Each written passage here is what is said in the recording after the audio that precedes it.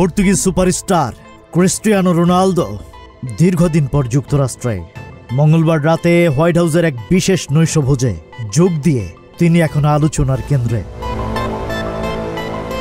President Donald Trump ও Saudi যুবরাজ মোহাম্মদ বিন সালমানের সঙ্গে এক মঞ্চে দেখা গেল এই ফুটবল কিংবদন্তিকে।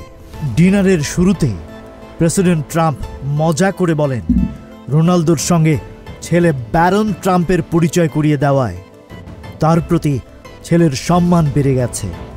ট্রাম্প রোনালদো এবং তার সঙ্গী জর্জিনা রদ্রিগেজকে ধন্যবাদ জানান। রোনালদোর এই সফরের বিশেষ তাৎপর্য রয়েছে।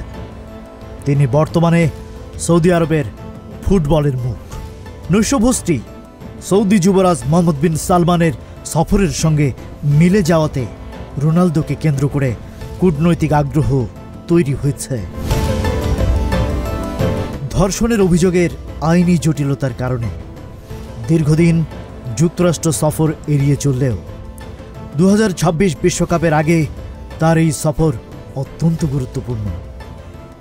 40 বছর বয়সী রোনালদো এই মিলন মেলায় বিশ্ব শান্তি নিয়ে আলোচনার আগ্রহ জানিয়েছেন এবং ট্রাম্পকে প্লেইং ফর পিস লেখা জার্সিও উপহার দিয়েছেন। রোনালদো ছাড়াও এই নৈশভোজে ইলন মাস্ক, টিম কুক এবং ফিফা সভাপতি জিয়ান্নি ইনফান্তিনোর মতো প্রভাবশালী ব্যক্তিরা উপস্থিত ছিলেন। Rajib Raihan, news flash 71।